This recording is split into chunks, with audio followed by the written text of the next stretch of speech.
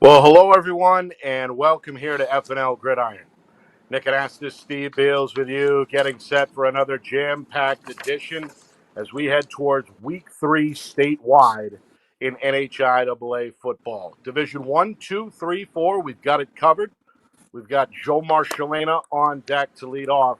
He's, of course, the founder of nh-highschoolsports.com, which is one of the key resources statewide. Rob Cathcart will join us at the bottom of the hour. The ninth-year Trinity head coach will help us preview the first of three, a triple header this weekend coming your way here on Friday Night Lights, New Hampshire.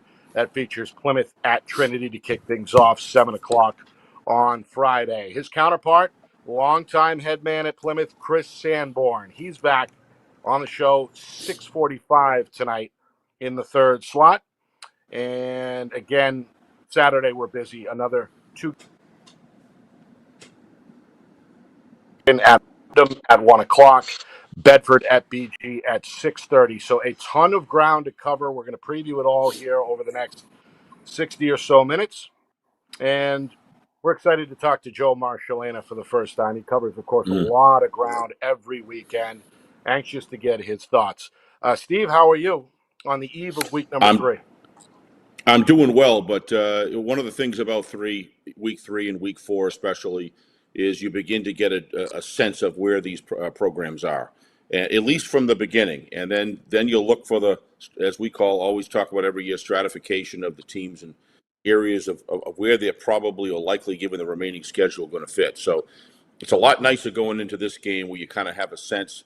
If you look at the games that we're covering, I'm excited about all three of them. It's great to be able to do a great Division III matchup as well. Always good to be able to do that. We love going to Trinity, as you know, Nick.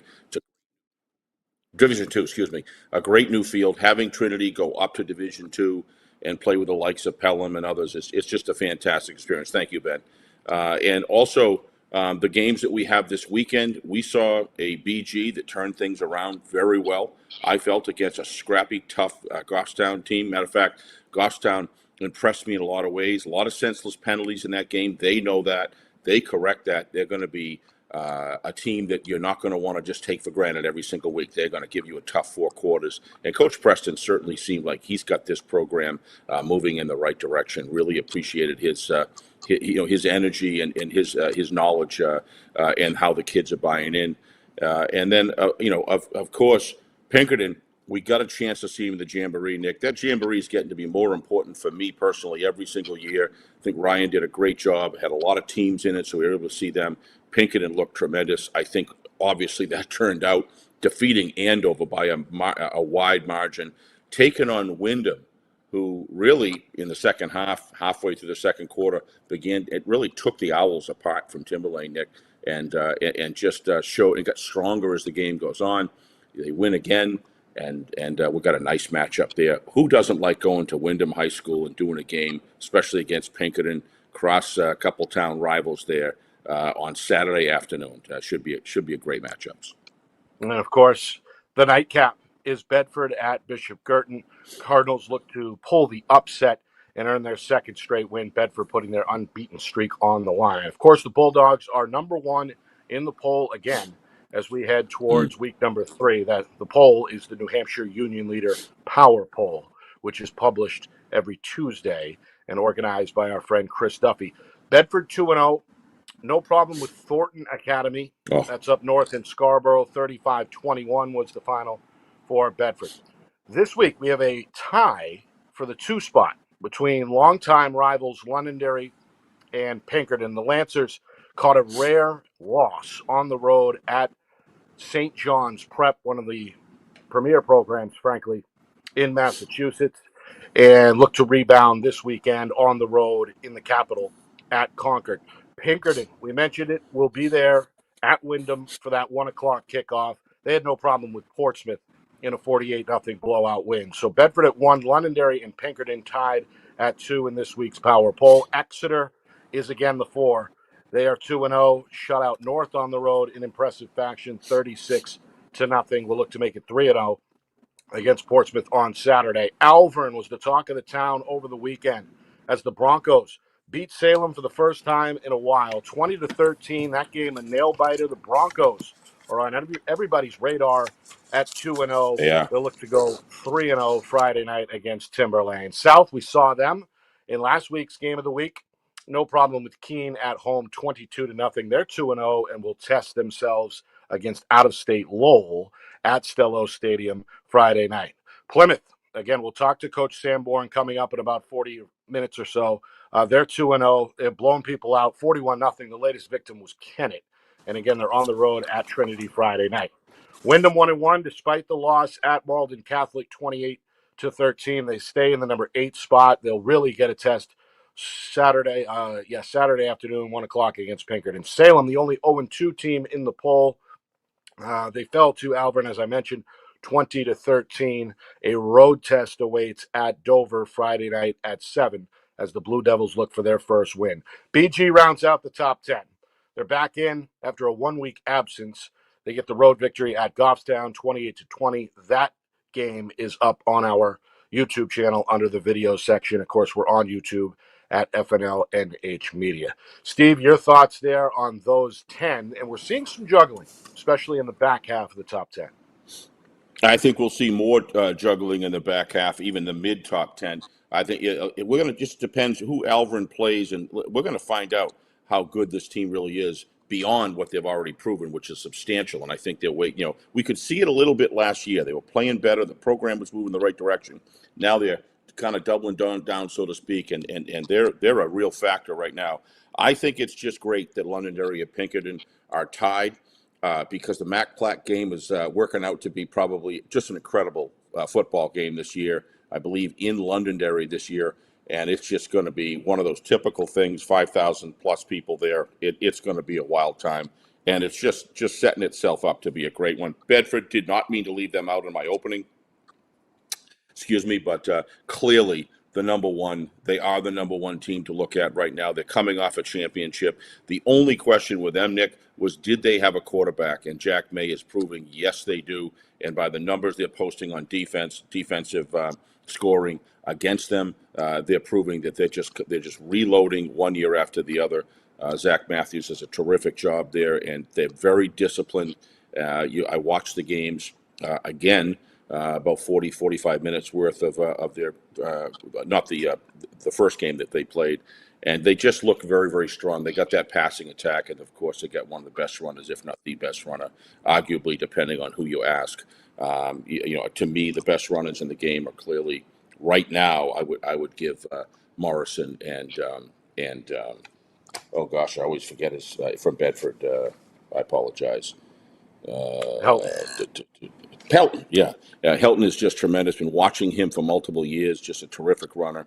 These guys, when you look at those top 4 spots with Exeter, Nick, to me, that's the top tier without a doubt.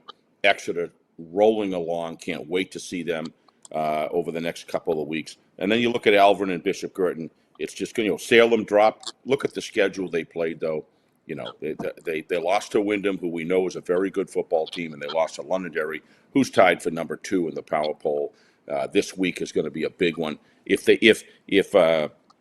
Wyndham comes up a little short, let's just say it's got to be a little, and then if they do that, or can create what I would argue is an upset, that'll send shockwaves throughout the league of how good Wyndham is. That's going to be a heck of a challenge, though, because Pinkerton is loaded. But getting Nashua South, Nick, they win. They keep winning. What are you going to do? You got to put them in there. There's some areas they need to improve. Coach Knight, I'm sure, knows exactly where they need to improve, but they are winning games, and they're playing 4 quarters of football. That's how they beat BG. Was clearly played a stronger 4 quarters of football, and they did. BG responded the next week against Goffstown. So that whole group there, 5 to 10, is going to be very interesting to watch. The one that rings out to me that just is showing that things are really going in the right direction is Alvern, Nick. There's just something about when you look at the scores of Alvern and what they're doing, they're just a team that is hungry. And with more success they have, Nick, the more excited they're going to get and more motivated and tough. So that's where I see. I just see, yeah. A couple other 2-0 teams in Division 1 that we should mention. Concord off to a 2-0 start for the first time in a while, really Yep, have a chance to upend the apple cart. If they can even hang with Londonderry this weekend, would be a good litmus test, I think, for the Crimson. I agree. Winnicott is 2-0 as well in D1 East. They'll look to make it 3-0 against Central on Friday night. And then, of course, there's 5 unbeaten teams remaining in Division Two. We're going to see 2 of them tomorrow night in Trinity and Plymouth. The others, of course, are defending champion Pelham, Souhegan, and Manchester West. All right, let's bring in our first guest, ready to rumble, the founder of the New Hampshire High School Sports.com website, Joe Marcellena, joining us He's live. Joe, everywhere. love the How are you T-shirt, my guys? friend. How are Thank you? you. I'm doing How you all right. doing? How are you guys? We're good. We're good. We're Well, glad we. I'm wondering Go about ahead, that Steve. T-shirt. Can you explain that? The horrors Just persist. the horror Is that persists, but so do I, is what it says on the bottom. Oh, I love it. I love it. All right. We know Joe's a big Stephen King fan, as am I, so Big it's Stephen appropriate King, yes. as we get closer to October. Ah, All right, Joe, where do you want to begin? I see you all over the state every weekend. mm. You cover all divisions, not just football, of course, but we'll stick to football here on this program. But you're everywhere. I'll let you. What's the biggest story in your mind through 2 weeks, heading into week 3 now, statewide? There's a lot of really good ones, but I think and I heard you guys talking a little bit about them, but the fact that Alvern is 2-0 and coming off what I got to guess is their first ever win against Salem. I mean, if they'd had a win against them before, I'm not sure. You had all those years that they were in. One was in D1, one was in D2. Um, but I can't recall a win over the Blue Devils for Alvern before. So that's to see them get off to that start. I mean, obviously they were a playoff team last year, but they didn't have a win like that on their resume. To have that now so early in the season, huge confidence boost, I think, for those guys. I'm really excited to see what they're able to do coming up the rest of the year. And I'm my schedule for Friday is still not concrete because I got a couple other things going on, but I might head over to Alvern on Friday for that game against Timberland. But that's I guess TBD at this point. Unfortunately, Mm. Uh, Among the other 2-0 teams in Division One, Joe, which one stands out? Alvern, as you mentioned, it's gotten everybody talking, but there's a few pleasant surprises, I think, statewide, at least in Division One. Who's that other team? That other 2-0 team that you think has over achieved, let's say, so far through 2 weeks? I don't know about overachieved, but I'm impressed to see, or I'm not surprised is the right word, but that Nashua South and Winnicott are both at 2-0, especially given the couple of past seasons that each one has had. I mean, Winnicott was a 1-win team a year ago. South, I think, was what, 2 or 3, and both programs it's felt kind of like they're on the cusp of something, but something sets them back. Injuries, transfers, just tough breaks. To see both of those programs, heading in the right direction this year at 2-0, I think that's a great sign. It's exciting. I haven't seen Winnicott live yet. I did see South, both of their first 2 games. Certainly a lot of room for improvement. That first game, bunch of penalties in that one that they cleaned up. You look at this last win over Keene. Obviously, you guys were there too. Couple of fumbles I'm sure that Coach Knight was not happy about, but they look like a team that works hard for what they're getting, and they got a lot of playmakers. So it is what it looks like too.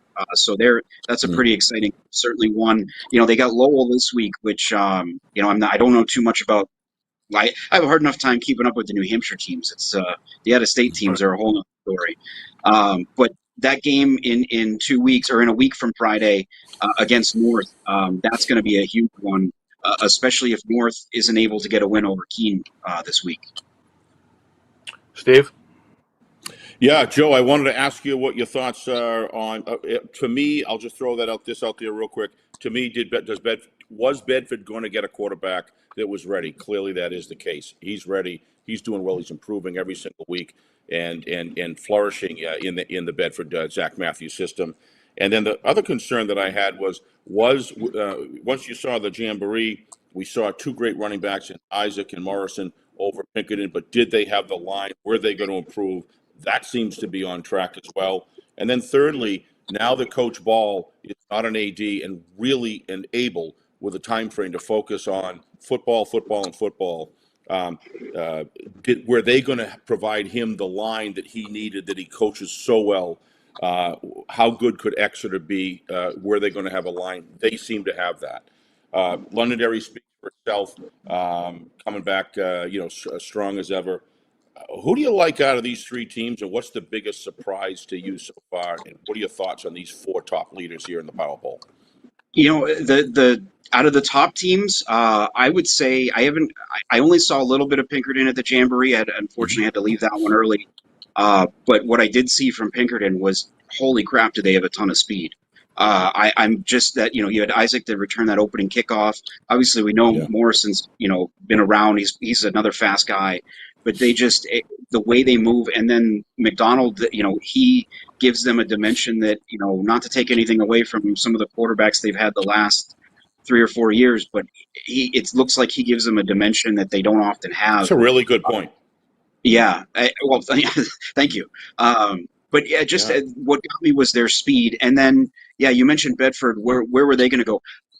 What impressed me in that win over North was more their defense, I thought, than their, you expected Brody Helton to carry the offense until everybody else kind of got settled in. But their defense, they lost, 9 starters on that side of the ball. And it had been, one of the best defenses the last 2 years, I think, maybe in I don't want to say state history, but the last, 20 years or so. And to see that they held North on 2 really good drives in that first half. And, I'm really, that's the matchup I'm kind of interested to see Saturday too, is BG's new kind of run heavy offense against Bedford's defense. Are they able to, keep the ball away from Bedford's offense and maybe play a little bit of that ground control? Mm-hmm. How about Exeter, Joe? They're always a team for me that I never see a ton of, and I don't know a ton about, just because I feel like there's always, obviously a little bit further away from us over here, kind of in the center of the state. But just what they're doing, it looks like they got multiple backs again that can make plays for them. Again, an offense that doesn't traditionally throw the ball, that looks like it has that capability. It certainly did last week against North. I would say, you're looking at the 4 teams you mentioned. I think those are your top 4, maybe even your final 4 until someone else proves otherwise. Salem out of the box here at 0-2. I didn't expect that. I thought Salem was going to be coming really strong. I think a lot of credit deserved to Wyndham. I think that Wyndham's a good football team, and I'm sure that was part of it. But what's your assessment? And do you agree that you thought that a little bit below expectation point? And what do you see? What's going on with Salem? I just think they've run into a couple of good football teams. The final score, I think, of the Londonderry game doesn't do that justice. That was a close game into the second half. I meant Alvin, I meant Alvin, not. But I think you're right. I think you're right. Oh, so sorry. I think you're right too. Salem is a bit of a surprise at 0-2. I expected them to be a team that was going to be there. And they still can be. 0-2 isn't absolutely. I think isn't the end of the season. They got to win. Probably really need a win this week at Dover. But those are maybe your 2 biggest surprises to me in opposite directions. That Alvern's at 2-0 and Salem's 0-2. One last quick question, Joe, on the guys who are running these programs, the head coaches. Obviously, we could see last year what was going on with Alvern, where the Broncos were moving, and they've certainly proven now on year 2 they're doubling down on that, and they're going after it again. The team that I want to talk about may not be in the top 10 Power Poll, but what are your thoughts on this coach Preston with Goffstown and the way that these guys are fighting? If you look at them every time, it's kind of a David Goliath matchup, no matter who they face, but yet they end up playing really strong 4 quarters of attitude football. Some mental breakdowns and some things like that. What are your thoughts about Coach Preston and what's going on in Goffstown? I've been the couple times I've talked to him, I've been really impressed with his passion. He is, I mean, he's a guy who's from New Hampshire who left, for a while. Has been coaching in the Midwest, lacrosse guy too, coaching lacrosse as well. So gotta love that. But he believes in his guys, and he's got that passion and that they're going to turn things around. And watching them these first two games, they are a much different team, I think, than they have been the last couple of years. They weren't in close games a lot last year. Even though they're 0-2, they've been right there into the fourth quarter in both, against Concord and against Absolutely. DG. And I think if Merrimack, looks at them and just looks at the record, they could be in trouble tomorrow night. I think that's a game that's going to come down to the fourth quarter, and eventually, a team like Goffstown that's learning how to compete in those games, eventually they're going to start winning them. I agree. I think you got it right. Well, Joe, thanks. I'll hand it back to Nick, but always great to have you on. Hope we can have you on thank more. you. Joe, last question as we take a look at Division 2.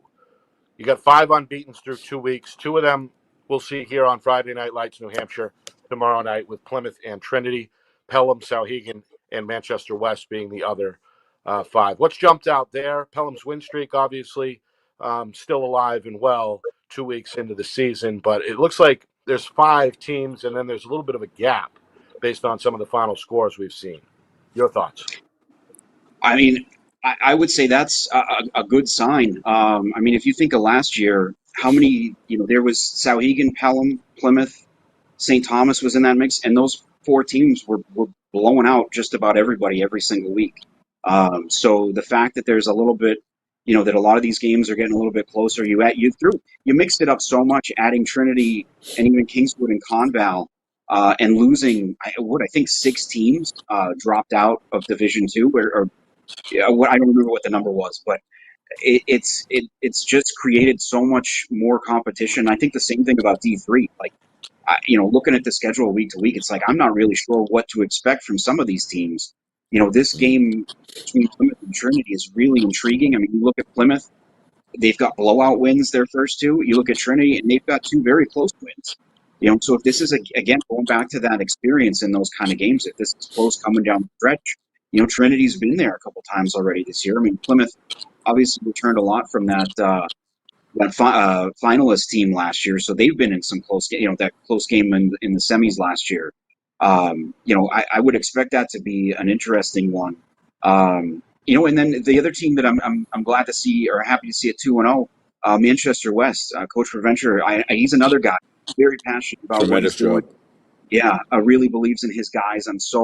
I'm excited to see that they're getting off to the kind of start that they are. And I had them, when I did my little preview, they were a team that I had in the playoffs. Yeah, they scored 91 total points through 2 games, which is already more than 2023's total for the season. Joe, as usual, we appreciate it. Thank you again for joining us, and we'll talk to you soon. Thanks for having me, guys. Thank you. We'll see you out in the That's Joe Marcellana, founder of nh-highschoolsports.com. All right, on the other side, we will connect with Coach Cathcart, and at 6:45, Chris Sanborn of Plymouth, ahead of our Friday Night Lights New Hampshire game of the week between the Pioneers and the Bobcats. More in a moment. You are watching FNL Gridiron, presented by Beals Insurance. Our broadcast today, as it always is brought to you by Beals Insurance Agency, with locations now in both Bedford and Londonderry. Whether you need home, auto, or business insurance, Beals Insurance will get you both the price and quality coverage that's right for you. Just call 603-471-9999 or visit BealsInsurance.com to request a free quote and start saving money today. Again, that's BealsInsurance.com. The New Hampshire Tomahawks promote the highest level of club lacrosse competition, not just in the state, but in the country. Looking to get recruited? Director Chris Cameron keeps an open dialogue with the nation's top college lacrosse coaches. Over 400 New Hampshire Tomahawks alumni have played at the college level, including the ACC, Big East, Big Ten, Ivy, NESCAC, NE10, and more. New Hampshire Tomahawks coaching staff has over 100 coaches, including current high school, varsity, and college coaches. The Tomahawks offer training for players of all ages, clinics, camps, and leagues, along with spring, summer, summer and fall elite teams. So play with the best. The New Hampshire Tomahawks, showcase and development for college lacrosse. Visit NewHampshireTomahawks.com and girls.nhtomahawks.com. How can you reach your team's fundraising goals at no risk and no cost? MG Sports offers a variety of products to make your team's fundraiser a success. Their products include discount tickets, cards, and calendar raffles to hundreds of local merchants throughout the New England area. Don't waste another season. Raise more funds than ever before and become another football program in New Hampshire that sets fundraising records every season. MG Sports, fundraising made easy. Visit mgsportsfundraising.com to start raising money for your team today. Colonial Printing is family owned and celebrating 50 years of quality print services for New Hampshire businesses and can help yours as well. Whether it's creative design, digital or offset printing, or banners and signs, with state-of-the-art technology, unlimited industry sources, and the ability to think outside the box, Colonial Printing will help you get your job done. To see their full list of services, promo products, and portfolio, or to request an estimate, visit colonialprintingnh.com. That's colonialprintingnh.com. Nick and Ask this, Steve Beals back with you. It's FNL Gridiron, presented by Beals Insurance here on Friday Night Lights, New Hampshire. Live every Thursday at 6. You can watch us anytime after on our YouTube channel. Again, we're on YouTube at FNLNH Media. A triple header weekend, starting with Friday night's game of the week, presented by Beals Insurance. We'll see Plymouth at Trinity, kicking off at 7 o'clock from the Queen City. The Bobcats and the Pioneers, both 2-0 in Division 2. Saturday, we have a doubleheader. Pinkerton at Wyndham gets us going in the afternoon. Jaguars look to bounce back from an out-of-state loss. Astros would love to stay undefeated with a road win. Kickoff at 1, pregame at 12:45. And then the nightcap is defending Division 1 champion Bedford, taking on Bishop Girton, live at Costello Stadium. Not sure if that's a 6 o'clock or a 6:30 kick. We'll look into that. But either way, it'll be Saturday night. All right, Steve, we are waiting to hear from Coach Cathcart. We'll, of course, speak with Chris Sanborn of Plymouth. Bobcats, of course, longtime powerhouse under former head coach Chuck Linehan, who, of course, is a Hall of Famer. But Chris Sanborn, over the last several seasons, has done a great job in his own right. And it's no surprise that Plymouth at 2-0 is the number 7 team overall in this week's power poll from the New Hampshire Union Leader. Your thoughts on Plymouth entering tomorrow night's road special in Manchester at Trinity? Well, I've always found that you know early what Plymouth has got, and obviously they've got some power, they've got some depth.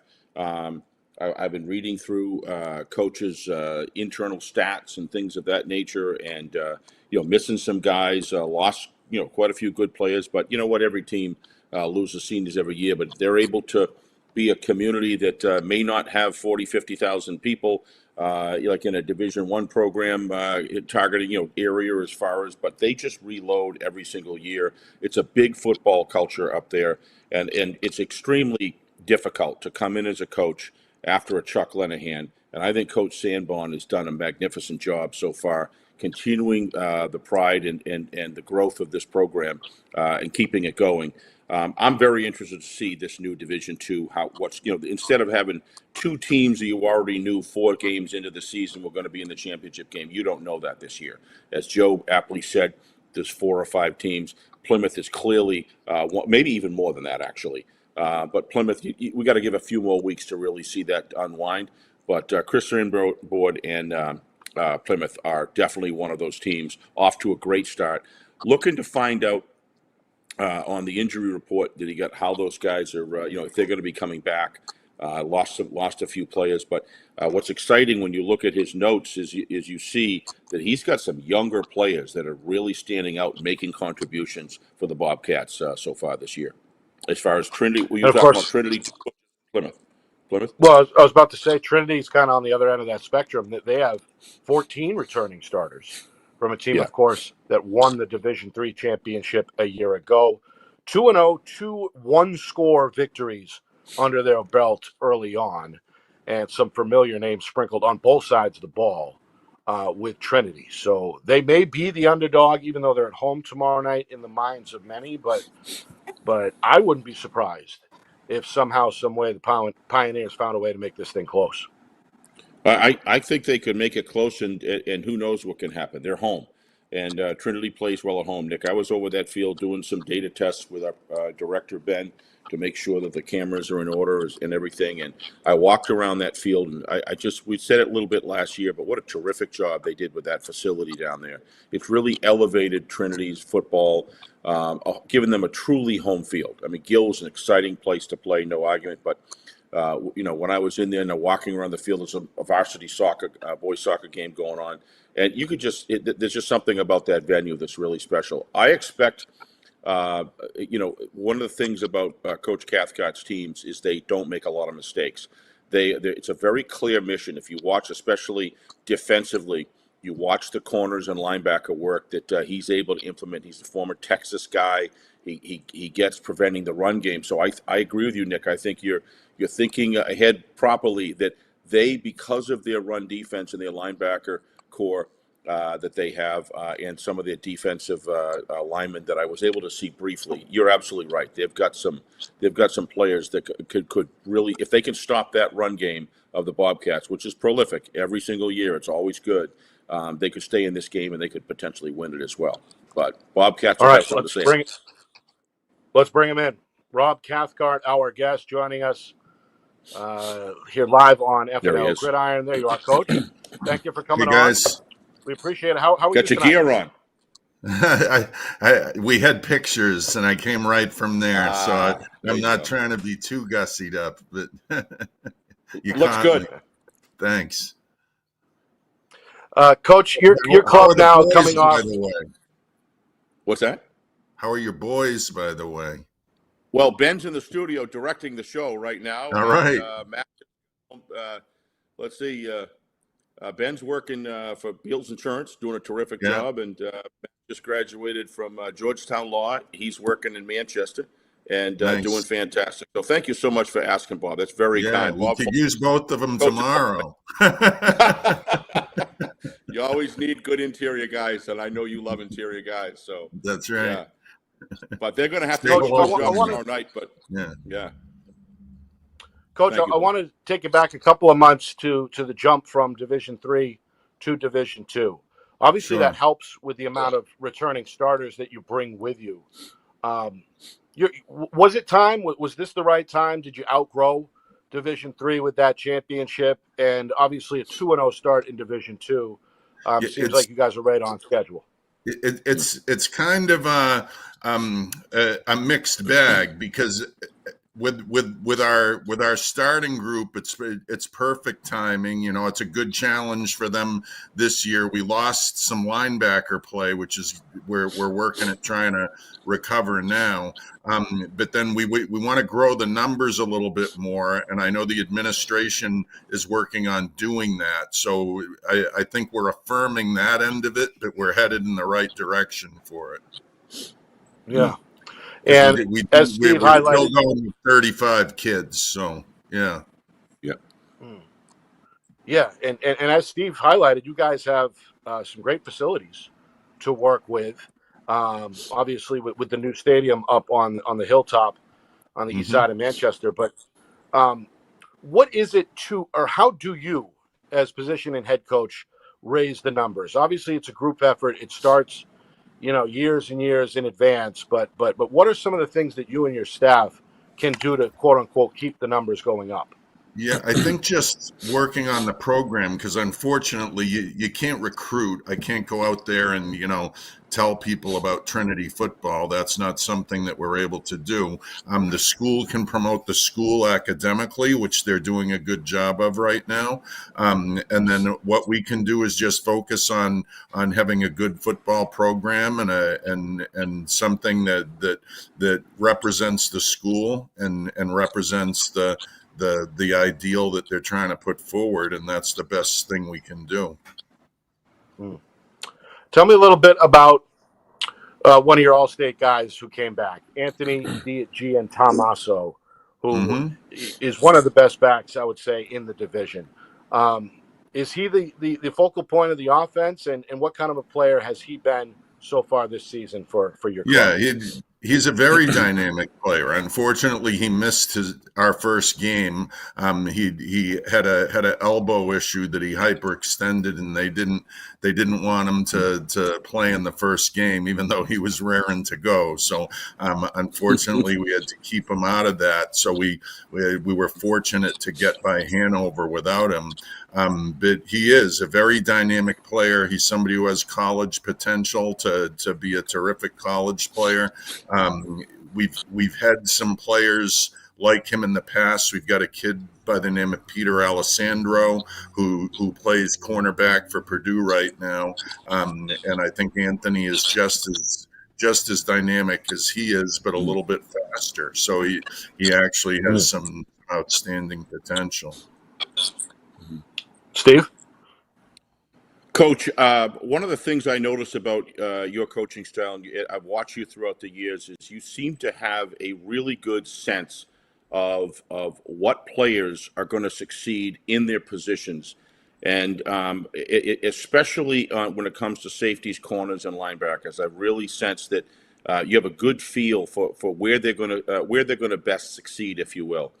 You've obviously lost some key guys. Yeah, no, you do, and you do it slowly and methodically. And one of the things that you're in this year is you've got some big shoes to fill in some of those positions. I was able to talk to someone about the game against Sauhegan. Obviously, missing one of your key players doesn't help, especially when that's your first opportunity to get some real live action, so to speak. How has it gone, and how younger fellas fitting into your defensive scheme, which my understanding has always been get a lot of defensive line pressure and then move those three units in synchrony, if you will. And I've always seen Trinity since you've been there. That's been the biggest area where I've seen improvement. Where are you now going up against a tough run offense by the Bobcats? Yeah, well,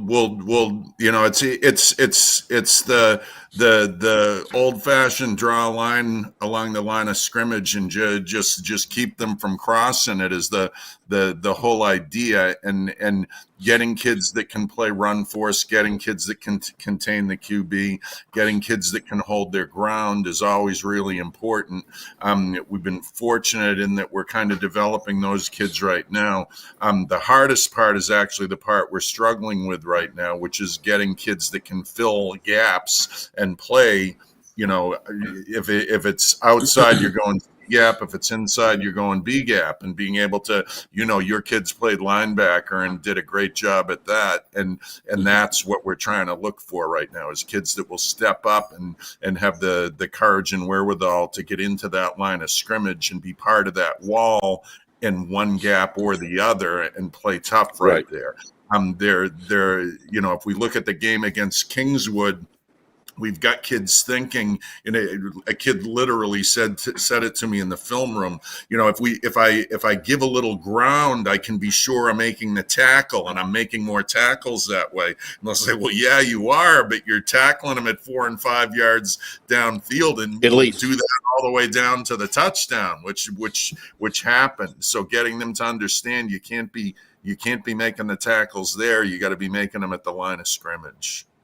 One of the things that Chris Sanborn and his predecessor, obviously a legend in Chuck Lenahan, does is they attack that off tackle. They start playing with your inside. They trap and they force you to step inside and read there first, and that gives them position to wall you off, and they attack that. You got to have tough corners and a tough, strong safety set to be able to come up and hold within three. How are those guys, the corners and safeties, on run defense? I'm sure pass defense-wise, you look to me like they got some pretty good speed and agility, but how are these guys to cut down that run if a linebacker's got to kind of step inside a little bit and maybe now and then get caught? Yeah. Boy, when they go.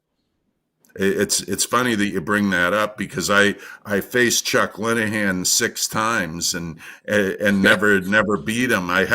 I I haven't faced Chris yet, so it's Yeah. it's interesting because I back when I was at Goffstown, had to play Chuck Linehan with a boil this, boil that for a little Yeah. while there. But Chris does the same thing, same concept. The community supports that football program the same way they did it with Chuck, and that just makes it, it's really difficult. You're playing a whole community concept and a whole good old-fashioned football concept, and they're coming at you hard. And yeah, the corners have to come up and be able to play run force and be able to set the edge on the line of scrimmage. Exactly. And that's, again, hard thing to be asking a kid to do that, but they have to. We drill it, we practice it, and then you have to weed through and find the kids that can do it. And sometimes they might not be the absolute best cover kid, but their ability and willingness to do that helps them shine over a kid that might be just a little bit faster and better at covering the deep ball. Well, you guys have shown me that they know how to form tackle. I've seen it for 2 years, Bob. The form tackling has been good, and they're able to stand up, remove the hips, and drive, and the run support, the pop I call it, that popcorn noise, where the guys are at the ball to assist while the guy's hanging on if he gets, if he's got a shoestring or an ankle. So I think that's going to be critical tomorrow night. But I wanted to ask you, I'm going to make a prediction. I'd be interested in your thoughts on it. The time of possession is going to be a key element tomorrow night. And so how is your offense? If are you putting a lot of emphasis on your offense to be able to hold and get these 6 and 8 minute drives? I would expect you would against a team like Plymouth. Yeah, it's difficult because they're planning to stop us, we're planning to stop them, and you got to go out and you have to play between the tackles, and you have to be able to stop the run, and you have to be able to develop the run. But you're exactly right. That's what they're trying to do, and that's what we're trying to do, and we'll see how it all pans out. Yeah. Last quickie, Division II. You decided to come up to Division II. I salute you guys for that. Trinity football belongs at that level right now. And what went into that? Was that a school-wide issue? Or was that something specifically? I think I would say the president and the athletic director, both, Nate Stanton and Mike Cannell, it's important to them. And they sold me on it. They're like, Coach, we this is where we want the program to be. And I'm like, all right, if that's where you want it to be, that's where we're going to go. And we'll get the program going in that direction and that division and build it the way you want to build it. All right. Well, you can take a man out of Texas, but you can't take the Texas out of man. So I expect a good fight tomorrow night from Bob Cathcart's Trinity Pioneers. We'll be there. We can't wait. This is the kind of game, as you know, Bob, I love. I love running football and play actioning out of it. And I think we're going to see a good one tonight. So I team off to a great start. I always hear it in your telecast, and then I knew you before those days, and I always knew you through your boys that was the flavor of football that you liked. So appreciate that. We're going to get it tomorrow for sure. All right. Best of luck to you. All right. Thank you. Appreciate it. Thanks, guys. And good luck tomorrow night. We appreciate it. Thank you. Yeah. Thanks. Thank you. See you then, That's Bob. Coach Cathcart. 9 years on the job as head man at Trinity, coming off a D3 title. Looking perhaps for an upset tomorrow against traditional power and number 7 ranked Plymouth. On the other side, we hear from the Bobcats head coach, Chris Sanborn. Joins us next. You are watching FNL Gridiron here on Friday Night Lights, New Hampshire. We're presented by Beals Insurance. Our broadcast today, as it always is brought to you by Beals Insurance Agency, with locations now in both Bedford and Londonderry. Whether you need home, auto, or business insurance, Beals Insurance will get you both the price and quality coverage that's right for you. Just call 603-471-9999 or visit BealsInsurance.com to request a free quote and start saving money today. Again, that's BealsInsurance.com. The New Hampshire Tomahawks promote the highest level of club lacrosse competition, not just in the state, but in the country. Looking to get recruited? Director Chris Cameron keeps an open dialogue with the nation's top college lacrosse coaches. Over 400 New Hampshire Tomahawks alumni have played at the college level, including the ACC, Big East, Big Ten, Ivy, NESCAC, NE10, and more. The New Hampshire Tomahawks coaching staff has over 100 coaches, including current high school, varsity, and college coaches. The Tomahawks offer training for players of all ages, clinics, camps, and leagues, along with spring, summer, and fall elite teams. So play with the best. The New Hampshire Tomahawks, showcase and development for college lacrosse. Visit NewHampshireTomahawks.com and girls.nhtomahawks.com. How can you reach your team's fundraising goals at no risk and no cost? MG Sports offers a variety of products to make your team's fundraiser a success. Their products include discount tickets, cards, and calendar raffles to hundreds of local merchants throughout the New England area. Don't waste another season. Raise more funds than ever before and become another football program in New Hampshire that sets fundraising records every season. MG Sports, fundraising made easy. Visit mgsportsfundraising.com to start raising money for your team today. Colonial Printing is family owned and celebrating 50 years of quality print services for New Hampshire businesses and can help yours as well. Whether it's creative design, digital or offset printing, or banners and signs, with state-of-the-art technology, unlimited industry sources, and the ability to think outside the box, Colonial Printing will help you get your job done. To see their full list of services, promo products, and portfolio, or to request an estimate, visit colonialprintingnh.com. That's colonialprintingnh.com. FNL Gridiron every Thursday at 6 here on Friday Night Lights New Hampshire throughout football season. Steve Beals and myself, Nick Anastas, guide you through it. Presented by Beals Insurance. Tomorrow night, the first of 3 live broadcasts coming your way. Our Friday Night Lights New Hampshire Game of the Week features Plymouth and Trinity, a battle of 2 unbeaten Division II teams. That kickoff is slated for 7 o'clock. We are on the air at 6:45. Saturday, 2 in a row, 1 o'clock. Pinkerton and Wyndham, 2 ranked teams and 2 conference opponents vying for positioning in week number 3. That's a 1 o'clock kick, 12:45 on Saturday. And then, I'm not sure if it's 6:30 or 6. Maybe Ben can check that. Either way, we're on 15 minutes or so ahead of the kickoff between. I think it is 6. Okay, so 6 o'clock means 5:45. We're on the air. Top-ranked and defending champion Bedford against Bishop Girton. We thank Rob Cathcart for joining us, giving us the Trinity perspective in tomorrow night's D2 clash. Now we get the Plymouth side from their head coach. Chris Sanborn joining us live from Plymouth here on FNL. There he is. Coach, good evening. How are you, sir? Doing very well. Thank you, gentlemen, for having me on. Oh, love it. We appreciate it. A lot of expectations for your club. They were ranked in the statewide preseason top 10 in the New Hampshire Union Leader Power Poll, and so far, I would assume, have lived up to expectations and then some. 2 blowout wins, including a 55-0 shutout over Milford. And then you top that, perhaps, with a 41-0 win over a pretty good Kennett team. Your thoughts on your team's start 2 weeks into the year? Well, I think we've played pretty well. Unfortunately, Milford and Kennett are down a little this year. We kind of thought our schedule was front-loaded.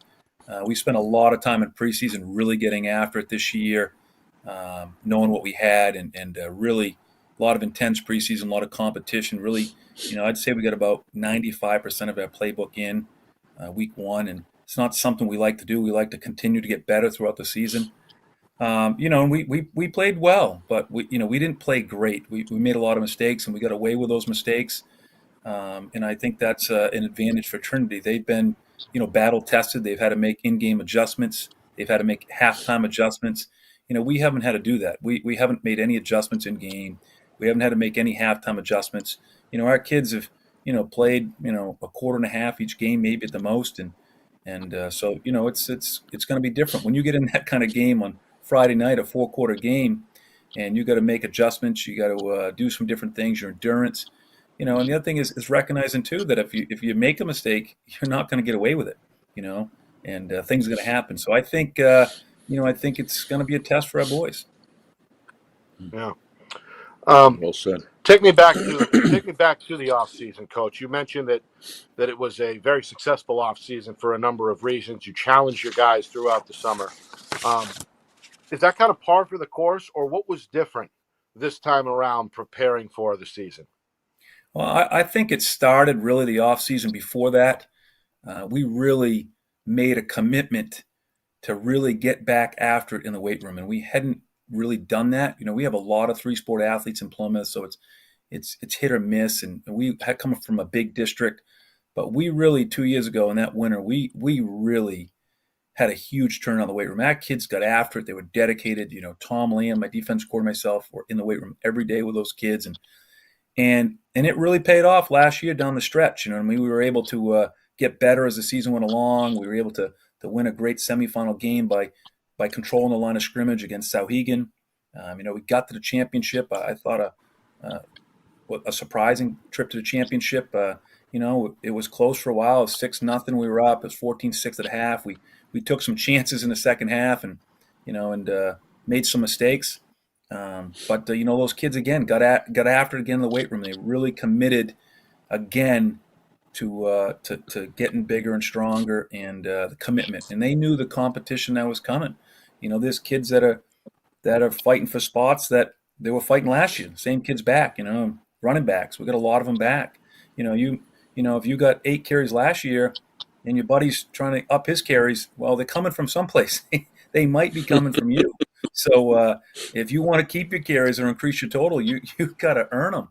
And we are very deep in the backfield, and a lot of kids getting after it. So you like the competition. Yeah, Steve. Coach, welcome to the show again. Great to have you on. Have the leaves still in the trees up there, right? Just checking out, making sure. Yeah, right. Leaves are on the trees. They're starting to change color, though. It's coming fast. Beautiful place up there, yeah. I really want to thank you for all of the information that you sent us. This has been fantastic. This is going to be great going into the game tonight. I also want to thank PEMI TV. We're all excited about having them broadcast our game, and hopefully that when we have you guys on again, we can continue that, and we're excited about that, and thank all of them as well. But these stats here are really great. First thing I want to talk about is it says here you lost some returning starters on defense. Are any of those guys back, or is that still current information at the time? No, those are guys we looked at. Those are guys that graduated from last year, and what the position we are trying to mix. We do have a couple kids out. Our starting lineman from last year, starting center Logan Libby is out, hurt his knee in the first game right off the bat. He's still out, and we got another kid out. So we're down a few kids, and that's always difficult. But another kid's got to step up and be ready to go. That's part of the game. And those kids that we did graduate, there's some spots there that we really had to fill. Those some holes. Those guys did a good job, but there's a lot of guys battling for those spots. And tell the kids every day that we've spent a lot of time developing this depth and with these kids, and it's just not kids showing up, and we're trying to get them to understand that if you want more, you got to earn it. You get your one rep, you better Absolutely. make it your best. And it's been a long. We spent a lot of time with this group. We really, as I told you 2 years ago, really recommitted to developing it. You know what I mean? And didn't make it to the championship in 21 and 22. We didn't make it, and really wanted to get back there. And I was surprised we got back there last year, but I was impressed with those kids. Just how they really improved throughout the season, their dedication, and again, I thought that weight room piece paid off for us. And we got some experience this year, but we also got those holes to fill, like everybody, and everyone goes through that. And you can only put 11 kids on the field, and you're only as strong as your weakest link. So. Absolutely. I thought you articulated well the season. Obviously, you guys got into the weight room, I presume, in January as a group. Did you say every single day? That's a pretty aggressive program. We did every 5 days a week. We got in the weight room. We got after it, and not every kid is there. Don't let me kid you that every kid is there, but a lot of kids are wrestling. A lot of kids playing basketball, but they're trying to get in the morning before school or sneaking when they can. And then the spring, we got a lot of kids, coaching baseball. I'm now the head baseball coach, so that's taking my time. But my guys are in there with those kids, and his kids playing lacrosse. But those kids that played sports still did their in-season routine for us. You know what I mean? If you're out of Yeah. season, your routine's different than in season. But I tell you what, it's a lot of time, and it's a lot of energy. And some days it's frustrating with kids trying to get after them, push them year round. But Yeah. the kids responded. You know what I mean? You always wish it was better, and some kids you always wish gave a little more. But like I said to them, you're going to regret it come August. Everybody knows that Plymouth has a system, has an offensive system in how they run the ball. And anyone to underestimate the amount of sophistication that the coaches have to go through to get the blocking schemes correct and get the technique right. Plymouth has a history, for decades of doing just that. One of the things, Coach, and I really mean this sincerely, I think it's very difficult to come after a legend football coach, and then you've come in there, and then the tradition just continues. So hats off to you and your coaching staff for being able to continue that, because that is not an easy task to come in after that, and the program is extremely strong. Playing in Division II, pretty good feat.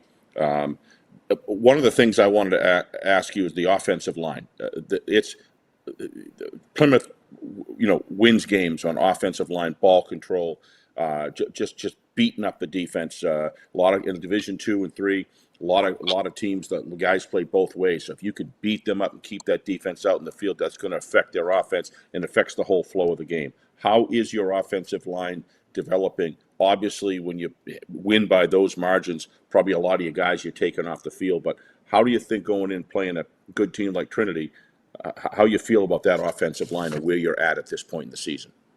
Well, I'm sure you know that all those years I coached with Chuck, I was the offensive line coach and defensive line coach. I do know that, and that's why I brought it up. Kind of important to me, but my line coach right now is a guy by the name of Mike Bounds. His father was a defensive coordinator here for a long time, John Bounds, and Mike has been doing that, and he's worked hard with those kids, and it's not good having a returning starter out, Logan Libby, our center, that doesn't help, but those kids have really been working hard. Tyler Medeiros, his kid is coming from a freshman, getting better. He's 6'4", 310.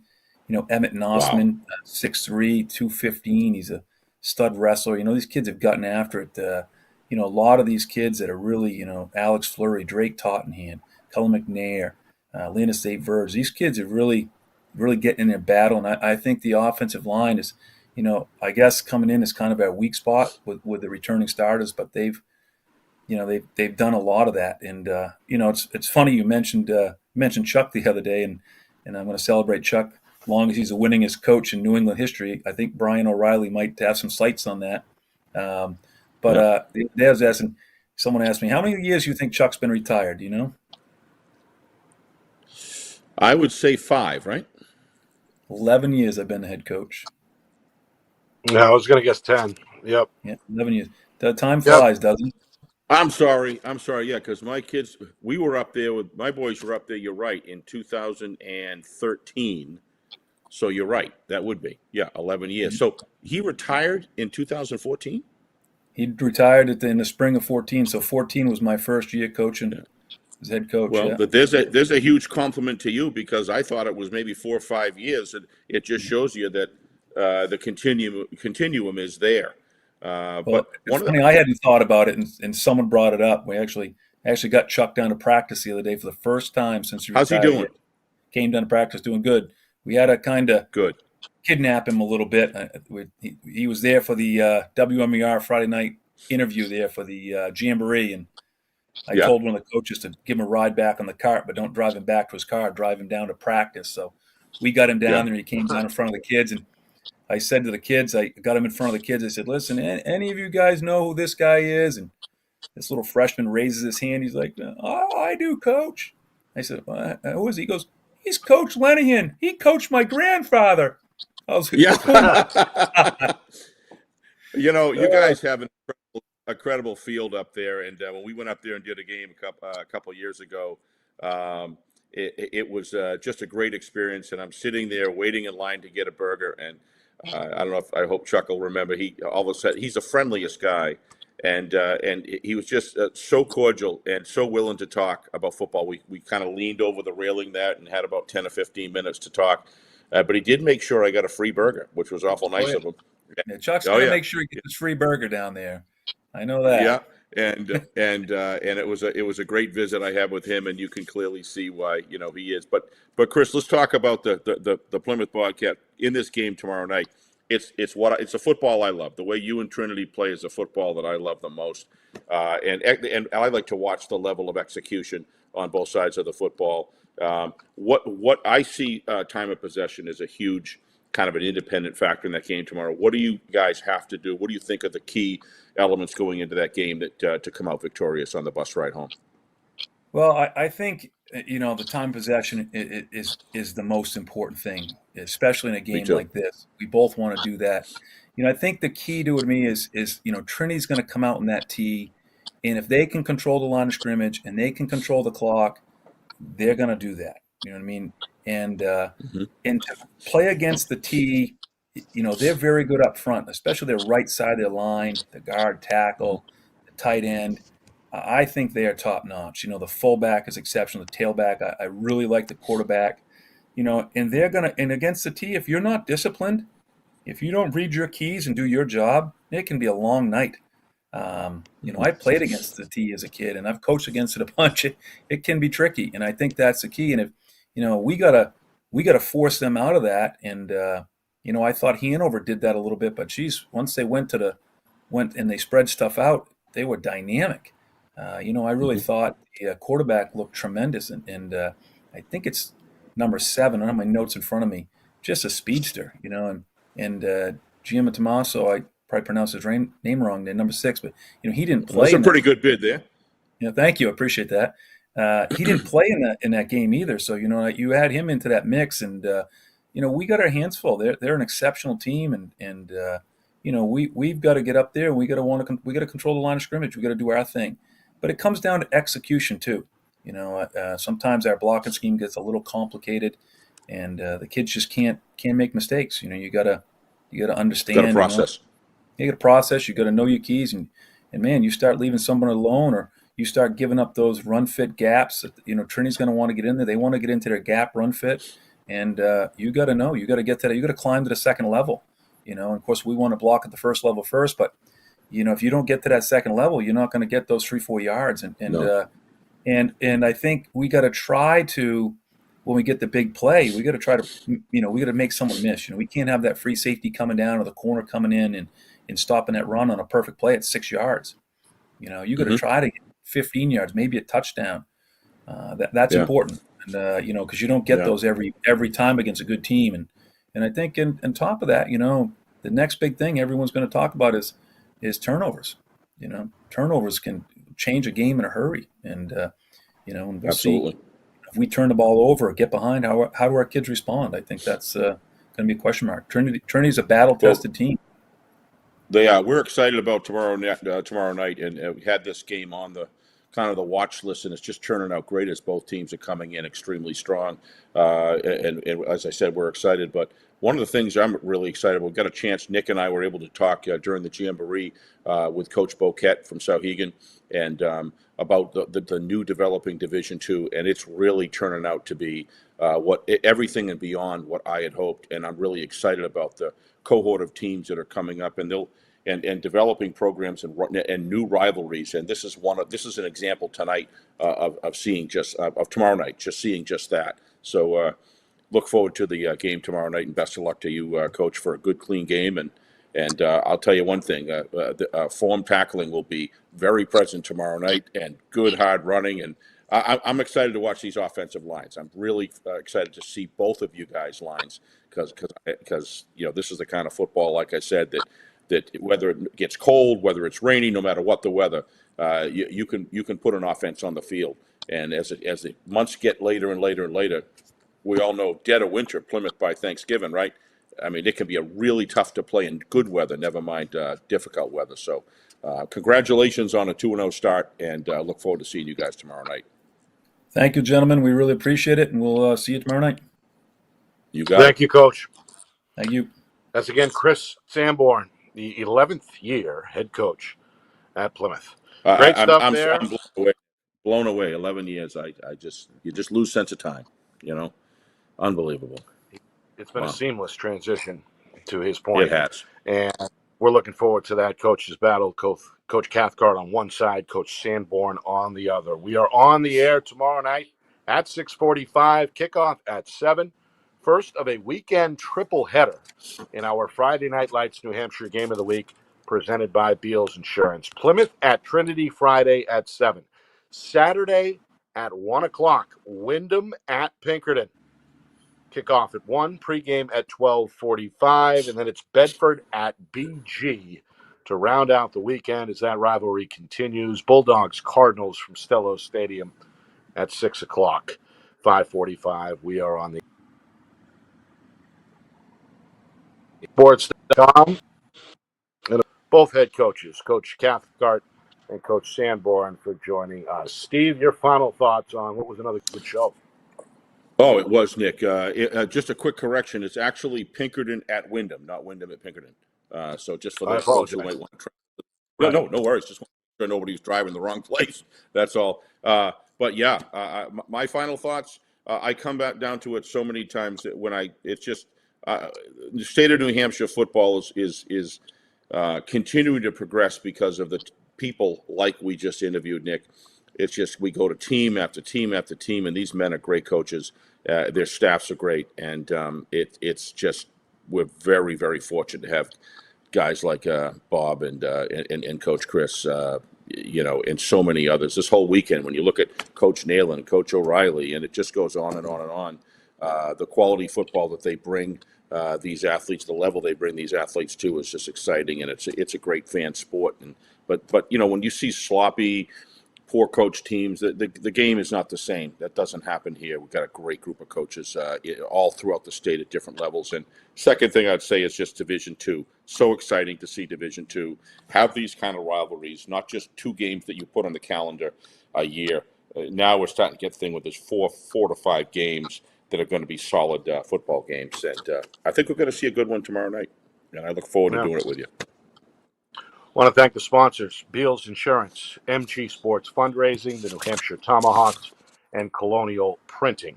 And, of course, I want to thank the director, the man behind the curtain, the wizard of replay, Ben Beals, live from the Beals Insurance Studios. For executive producer Steve Beals, my name is Nick Anastas, saying so long. We will see you next week on FNL Gridiron here on Friday Night Lights, New Hampshire, presented by Beals Insurance.